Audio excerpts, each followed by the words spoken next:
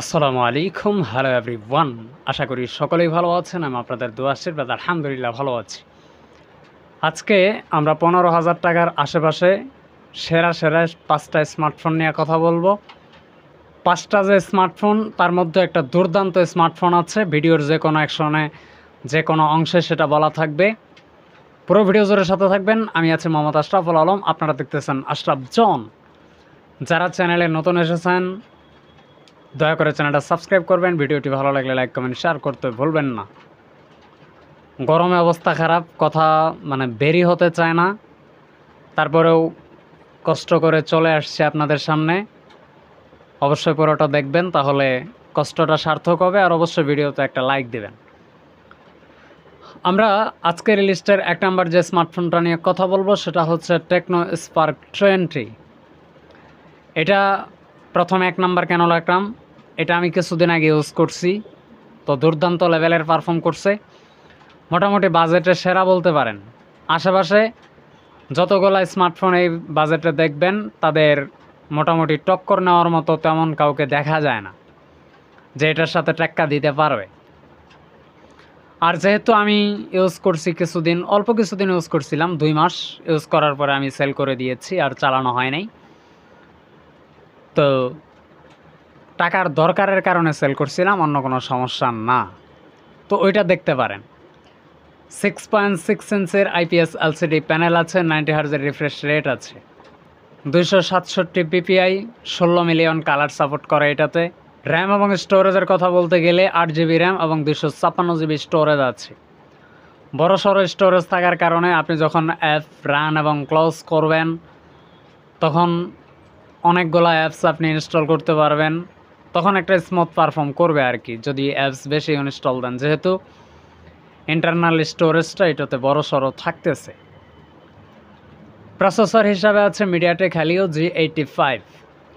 G88 চেয়ে কিছুটা নিচে, তবে আপনি যদি হেভি ইউজার না হন সেক্ষেত্রে বুঝতে পারবেন না যে এটা আসলে G85 নাকি G88। তেমন একটা বোঝা যায় না, আমি তেমন একটা বুঝতে পারি নাই। তো তেমন একটা বুঝতে পারবেন না যে আপনি কোনটা চালাচ্ছেন আর কি, তো ভালো হবে। ক্যামেরা সেকশনে আছে 50 মেগাপিক্সেলের প্রাইমারি সেন্সর, 0.08 মেগাপিক্সেলের একটা অক্সিলারি লেন্স এবং 32 মেগাপিক্সেলের একটা ফ্রন্ট ফেসিং তথা সেলফি ক্যামেরা। 5000 mAh ব্যাটারির সাথে 18 ওয়াট আছে ফাস্ট চার্জার। আজকের লিস্টের 2 নম্বর যে স্মার্টফোনটা নিয়ে কথা বলবো, এটা অত্যন্ত শক্তপোক্ত একটা ডিভাইস। যাদের মোটামুটি হাত থেকে ফোন পড়ে যাওয়ার বেশি সম্ভাবনা আছে, ঠাস ঠাস করে হাত থেকে ফোন পড়ে যায়, তাদের জন্য এটা একটা ভালো ডিল হবে। তো যেটা নিয়ে কথা বলবো সেটা হচ্ছে রিয়েলমি নোট 60। সবেমাত্র লঞ্চ হয়েছে স্মার্টফোনটা, আপনারা জানেন, এই তো সদ্য লঞ্চ হওয়া। 6.74 ইঞ্চির IPS LCD প্যানেল আছে, 120 হার্জের রিফ্রেশ রেট আছে, 450 নিট পিক ব্রাইটনেস এটাতে আছে। র্যাম এবং স্টোরেজের কথা বলতে গেলে 4 GB র্যাম এবং 64 GB স্টোরেজ, 6 GBর সাথে 128 GB স্টোরেজ এবং 8 GB র্যাম 256 GB স্টোরেজ, এই 3টা বেস ভ্যারিয়েন্টে এটা পাওয়া যাবে। প্রসেসর হিসাবে আছে ইউনিএসওসি T612। ইউনিএসওসি T612 এইটা 615 616 এগুলার চেয়ে একটু নিচে, আহামরি বেশি একদম ডাউন যে তা না, একটু নিচে, কিছুটা নিচে আর কি। ক্যামেরা সেকশনে আছে 32 মেগাপিক্সেলের প্রাইমারি সেন্সর, যা মূলত 1.8 অ্যাপারচারের, 5 মেগাপিক্সেলের একটা ফ্রন্ট ফেসিং তথা সেলফি ক্যামেরা। 5000 mAh ব্যাটারির সাথে 10 ওয়াটের একটা চার্জার। কেন এখানে 15 ওয়াট দেওয়া যেত না? আজীব অবস্থা। সেলফি ক্যামেরা 5 মেগাপিক্সেলের জায়গায় কি আর একটু বাড়ায় দেওয়া যেত না? এরা কেন যে এত কম কম দেয়? আজকের লিস্টের 3 নম্বর যে স্মার্টফোন সেটা হচ্ছে Realme C61। Realme C series অত্যন্ত ভালো, আপনারা জানেন, চালায় মজা পাওয়া যায়। আমিও 2-3টা চালাইছি।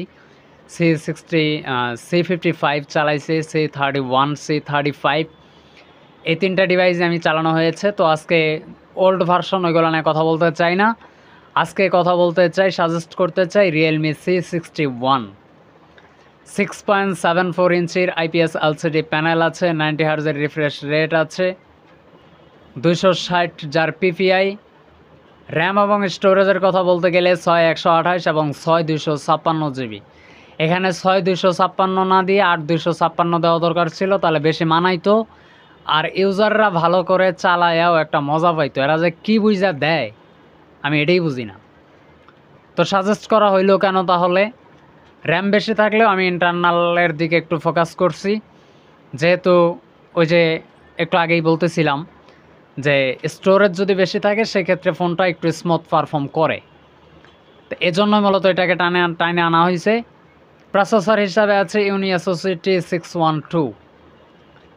ক্যামেরা সেকশনে আছে 50 মেগাপিক্সেলের প্রাইমারি সেন্সর, 0.08 মেগাপিক্সেলের একটা অক্সিলারি লেন্স এবং 5 মেগাপিক্সেলের একটা ফ্রন্ট ফেসিং তথা সেলফি ক্যামেরা। 5000 mAh ব্যাটারি আছে এবং 15 ওয়াটের একটা ফাস্ট চার্জার আছে। আজকের লিস্টের 4 নাম্বার যে স্মার্টফোন সেটা হচ্ছে ওয়ালটন নেক্সজি N10। 6.7 ইঞ্চির আইপিএস এলসিডি প্যানেল আছে, 90 হার্জের রিফ্রেশ রেট আছে, 700 নিট পিক ব্রাইটনেস, 180 হার্জের টাচ স্যাম্পলিং রেট আছে। র্যাম এবং স্টোরেজের কথা বলতে গেলে 8 জিবি র্যাম এবং 128 জিবি স্টোরেজ এটা পাওয়া যাবে। ক্যামেরা সেকশনে আছে 50 মেগাপিক্সেলের প্রাইমারি সেন্সর, 2 মেগাপিক্সেলের ডেপথ সেন্সর, 2 মেগাপিক্সেলের ম্যাক্রো লেন্স এবং 50 মেগাপিক্সেলের একটা ফ্রন্ট ফেসিং তথা সেলফি ক্যামেরা। 5000 mAh ব্যাটারির সাথে 18 ওয়াটের একটা ফাস্ট চার্জার আছে। আরেকটু যদি বাজেট আপনার কম থাকে তাহলে দেখতে পারেন ওয়ালটন নেক্সজি N71, N72, N73 এবং টেকনো স্পার্ক গো 1। এই স্মার্টফোনগুলোও দেখতে পারেন যদি বাজেট আরেকটু কম হয়। বাজেট তো বলি নেই কত কোনটার দাম।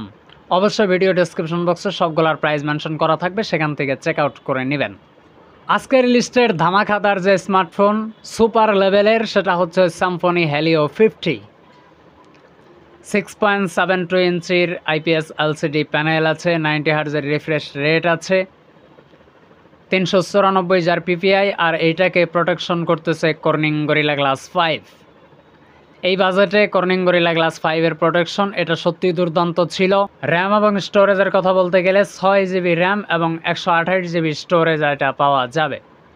ক্যামেরা সেকশনে আছে 50 মেগাপিক্সেলের প্রাইমারি সেন্সর, 2 মেগাপিক্সেলের ম্যাক্রো লেন্স এবং 0.8 মেগাপিক্সেলের একটা অক্সিলারি লেন্স এবং 32 মেগাপিক্সেলের একটা ফ্রন্ট ফেসিং তথা সেলফি ক্যামেরা। 5000 mAh ব্যাটারির সাথে 33 ওয়াটের আছে ফাস্ট চার্জার। এই তো ছিল আজকের ভিডিও। আজকের ভিডিওটা কেমন লাগছে জানি একটু লং হয়ে গিয়েছে, ক্ষমা করবেন। তো যদি ভালো লেগেই থাকে মাস্ট বি একটা লাইক দিবেন। দেখা হচ্ছে আশরাফ জনের ব্র্যান্ড নিউ কোনো নতুন ভিডিওতে, আরও ইন্টারেস্টিং নতুন ভিডিওতে। এ পর্যন্ত সকলে ভালো থাকবেন, সুস্থ থাকবেন। ধন্যবাদ সবাইকে। আল্লাহ হাফেজ।